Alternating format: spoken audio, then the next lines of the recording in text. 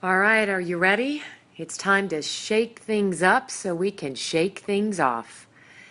Yep, and if you're listening to this, I really encourage you to stop everything you're doing and take a moment and pause. Because I'm going to throw everything upside down and on its head. Because frankly, the reality is for so many of us, until we shake things up, we can't let go and get out of the way and get rid of that stuff that's in our way. So it's time. We're going to shake things up and we're going to shake it off. And the only way I can do that to help make this point so powerful and profound is to simply ask you one question right now as you're listening. Have you had your life enema? Seriously, have you had your life enema today? And if not today, when? Because frankly, we are so good at filling our life with clutter, and it's time to purge. I am such a passionate believer that for things to start turning around and for your life to start going in the direction you want it to go, you have got to stop hoarding. And I mean, it's time to purge all the mental clutter, the physical clutter, the emotional and psychological clutter. It's time to purge all that stuff that's holding you back. And we're all like that. We all get there. I just went through it myself again recently, and I have to be honest with you. I mean, I'm all about let's just talk the truth.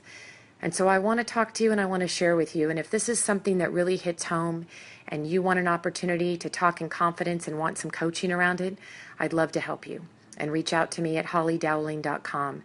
In the meantime, what I really want you to understand and what I want you to hear is that for each and every one of us, our life can be so filled with things that are clogging every opportunity for us to move forward. You know, I'm big on helping people dream big and what's your vision, where are you going? And I do that for myself all the time. And I realized recently there was so much stuff in the way. Emotionally, I was having resentments and anger. And you know, that stuff builds up. It builds up like in a closet. And then it's overflowing before you know it. So right there in itself, what are you holding on to? What anger or resentments? Are you angry that people aren't treating you right? Are you angry that things aren't going your way?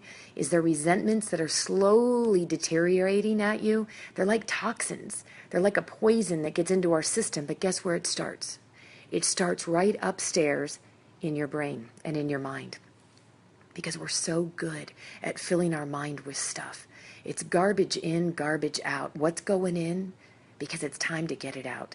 So it's time to purge. And I want you to be thinking about this, thinking about emotionally, physically, psychologically. You know, I said I just went through this recently, and I'm not going to kid you. I mean, this stuff takes a toll on you, and it ends up manifesting physically. But what I can tell you is when you're willing to pause, reflect, and renew, and just a few minutes a day, this isn't going to be a massive overhaul. I mean, as much as we'd love for it to be all taken care of in a day, it didn't take a day to get to where you are. So I'm going to throw out a few questions, and I want you to be thinking about this as you're listening, because this is the stuff that I ask myself on a regular basis. You know, what is that emotional, mental, the clutter that's filling up? It's like handcuffs, and you hold yourself back. It's like obstacles that get in the way of your goals. It zaps your energy. It actually prevents you from seeing clearly. And talk about clarity, you can't even see clearly because there's so much confusion and noise. Noise in the physical world, from the stuff we have around us, even the people that we're spending our time with, to bad memories, energy, fears, doubts, regrets, the toxins in your body. How do you treat yourself? Are you treating your body the way it should be? Are you taking care of it? Are you fueling it every day with good food and a lot of water?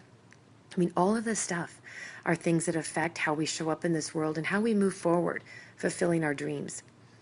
So here's a question I want you to think about.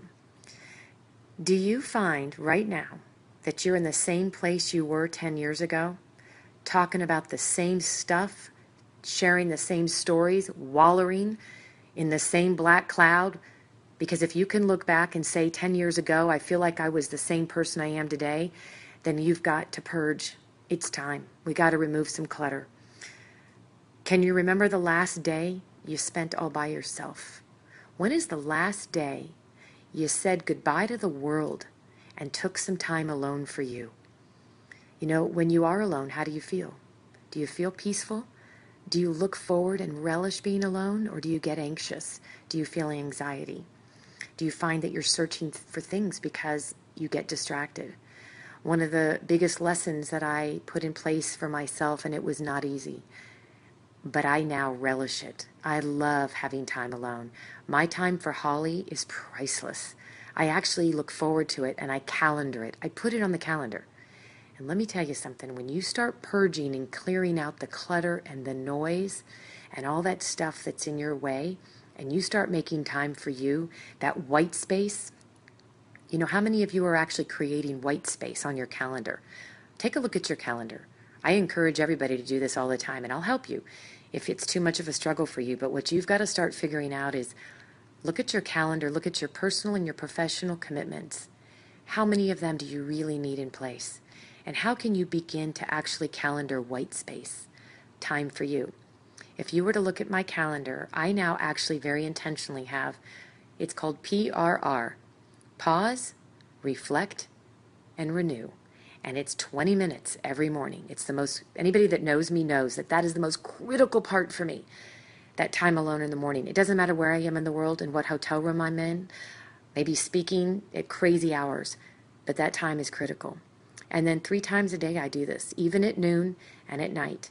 Even if it's for 5 minutes, pause, reflect, and renew. This white time is so important for you. Put it on your calendar and don't feel guilty. Stop giving your time away to others. Until you can begin to take care of yourself, how on earth can you take care of the world? We think we're so brilliant at doing that, and we think that's what we're supposed to do. You know, if you've been in a room with me or you've been on a call with me, and you know I get on a tangent, but you got to stop shitting on yourself. All those things you should do. SHOULD. You want to start purging and clearing out the clutter of your world? Then it starts with the stop shoulding. It really is. You've got to have that white time. Take time for yourself. Who are you spending your personal time with? Are you making sure to calendar time with people that invigorate you, people that inspire you? Or are you spending your time with emotional vampires? Yeah, you know who they are. I know who they are, and I had them.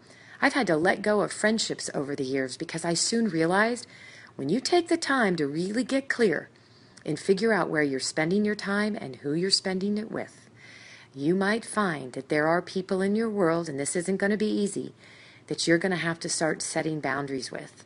And you might have to start letting go. Because it's funny how it is, but that if you're like me, we kind of attract people, right? They're like magnetized to us because we choose to help lift people and inspire people. I love more than anything to spend my days. I love, to bring hope and inspire people. And with that means I have to have clear boundaries and be very well aware of the people that are in my world. So I ask you, do you have emotional vampires? People that suck the life out of you, and when you're done, either on a call with them or with them in person, you feel completely depleted. Yes, they deplete you. They wipe you out and wear you out. Who are the people that complete you and fill you up? Who are the people that bring out the best in you? Even if it's a 10 to 15 minute call, make the list, put it on the calendar, and reach out to them. Get time on your calendar, just even a slight dose of goodness, a slight dose of happiness, people that inspire you. Create that. Put a group of people together to do that. I have a group of friends and we commit just to jump on a call. We love to inspire each other and share what's going on in our world. How can we help support each other and inspire each other? So these are the things I want you to think about. What's the clutter in your life? Maybe it's spiritual. Are you blocking that? Are you trusting a higher power better than yourself? If that's something you feel lost and you don't know how to even begin to do that, let me know. Reach out. It's very important to me, and anybody that knows me knows it's the number one most important thing in my life. What's your mental or emotional clutter? And what's it stemming from? Your beliefs? Is it stemming from past emotional scars? You know, we've all been through our stuff. Lord knows I could write a book. I choose not to focus on that. You know, that's that old saying, and I always will ask people, and I want to ask you right now, how are your days? Are you living a day of woe is me or wow is me? Because, man, we can get caught up in the black cloud that's hovering over us, and woe is me, my poor self, No one does this for me. No one does that. The world is falling apart. But are you looking at what you have around you? Look up. Look at the amazing people you do have in your life. Look at the fact that you have legs in the morning to get up and go to a job or have a career. Look at the amazing people you're so gifted to be around. You have them. You might have lost sight of them. But begin to focus on the things that you have in your life to be grateful for. Instead of looking down because you're focusing on the mud you're standing in this whirlpool of Downing every day, that's clutter, gang. That's the stuff that's pulling at you and sucking the life out of you. How can you remove it? What can you do? Every day I want you to take 10 minutes. Just take 10 minutes. If you were with me and you heard enough is enough, you know I'm big on 20/20 vision. But I do realize that sometimes so many of us are so caught in the past, we're still focusing on the woe is me that we can't begin to get clear about where we want to be and where we want to go because we can't think about the wow is me. But trust me, if you take a few minutes and you're willing to pause and reflect and just focus today and tomorrow on the goodness in your life, because there are good things. Trust me, we all have things to be grateful for, but we lose sight of it.